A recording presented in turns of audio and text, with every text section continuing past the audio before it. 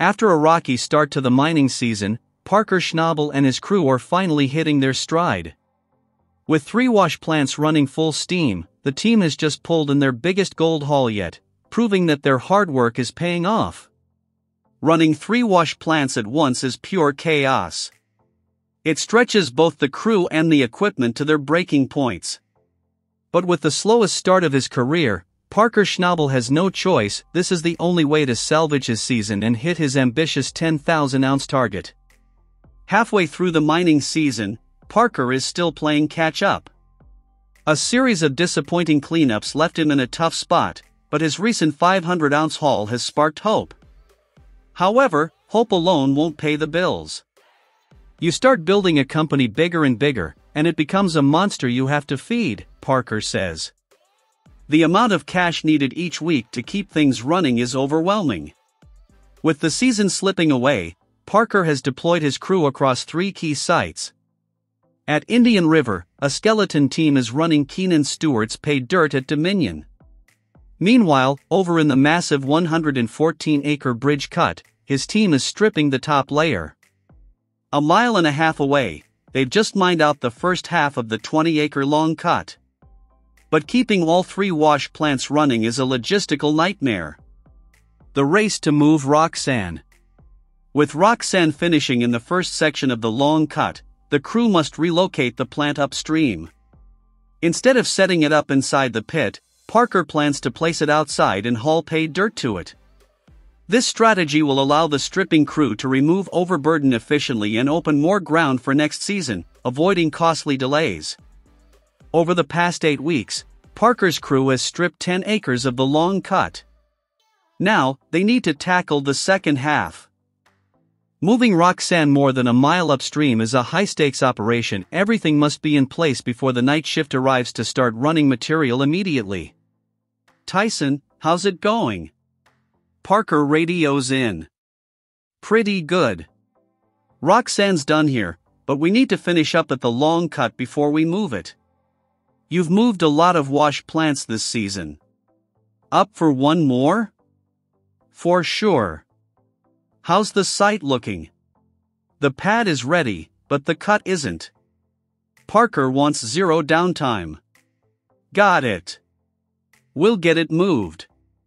The crew jumps into action.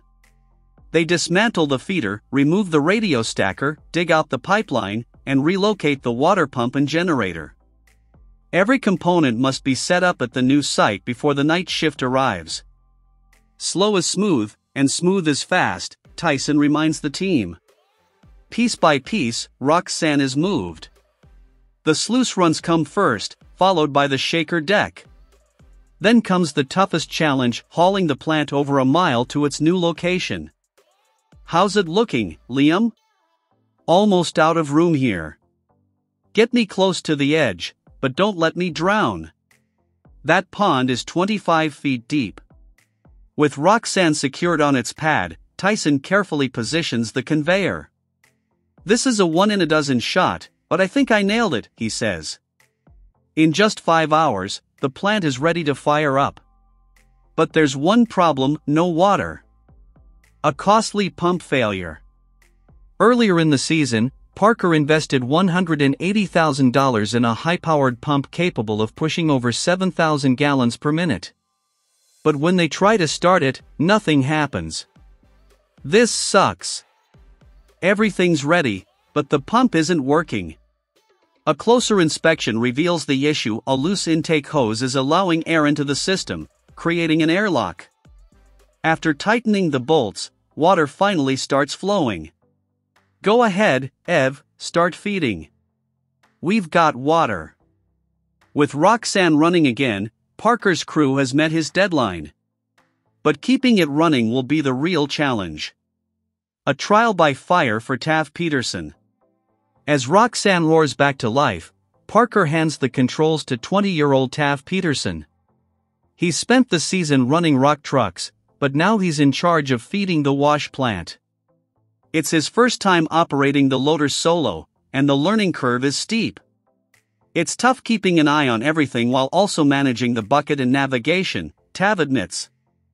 He's tasked with feeding 250 yards of pay per hour, but 6 hours into his shift, he starts falling behind. Then, disaster strikes, the hopper jams. Unsure of what to do, he calls for help. Tyson and Mitch arrive to assess the situation. A large rock has slipped through the grizzly bars, blocking the material flow. Mitch shuts down the plant and shovels away the debris while Tav stands by, ready to stop operations if needed. If he had kept running it, that rock would have cut the belt, and we'd be replacing it right now, Mitch says. Despite the setback, Tav's quick thinking and willingness to ask for help prevent a much bigger disaster. As the plant roars back to life, the team knows the key to success isn't just about moving dirt, it's about keeping everything running. Without pay dirt flowing, there's no gold at the end of the week. Right now, things are looking good, Parker says. We have dirty rock going in and clean gold coming out. Now, the real challenge is keeping it fed. With 3 wash plants running, the pressure is on. Every cleanup counts, and every mistake could mean falling short of the season's target. But if Parker's crew can hold the line, 10,000 ounces might still be within reach. It had been a demanding week for the crew. Mitch Blaschke reflected on how much they had accomplished, noting that they had finished the downstream section of the long cut, moved the plant, and put Tav Peterson in charge of running the loader. Despite Tav facing a tough challenge with a bad jam in the hopper feeder, Mitch stepped in to show him how to clear it out. He saw the moment as part of the learning process for the newer team members, emphasizing that mining is unpredictable. Things might run smoothly for a while, but the real problems start when complacency sets in. Fortunately, Tav caught the issue in time and avoided a bigger disaster. With Roxanne now running steadily in the new section of the long cut, the crew hoped for better results. The first half of the cut had only managed to produce 138 ounces per week, far below expectations. But Parker remained hopeful that this new ground would deliver stronger returns.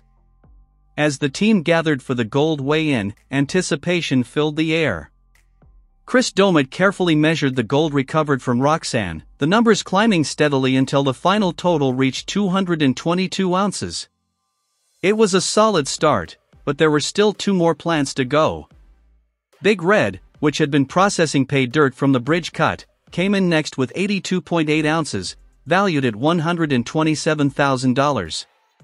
Parker nodded in approval. While not the highest yield, it was a respectable number. Then came the moment everyone had been waiting for, the cleanup from Big Bob, which had been running 24/7 at Keenan Stewart's cut. As Chris continued weighing the gold, the scale climbed higher and higher. The total reached a staggering 368 ounces, worth $867,000, the biggest single cleanup of the season so far. The excitement in the room was undeniable, with one crew member even joking that they hadn't realized the scale could go that high. With all 3 wash plants combined, the team pulled in an incredible 652 ounces of gold, bringing their season total to 2.3453 ounces. With gold totals climbing fast, Parker saw the improvement in their operation and set his sights on even bigger results. He was pleased with the progress, but he knew that sustaining this momentum would be the real challenge. With only a few weeks left in the season, he emphasized the need to keep pushing, ensuring the wash plants ran at full capacity and that every ounce of pay dirt was processed efficiently. The crew, energized by their best cleanup yet, was ready for the challenge. If they could keep up this pace, they might just turn the season into a record-breaking success.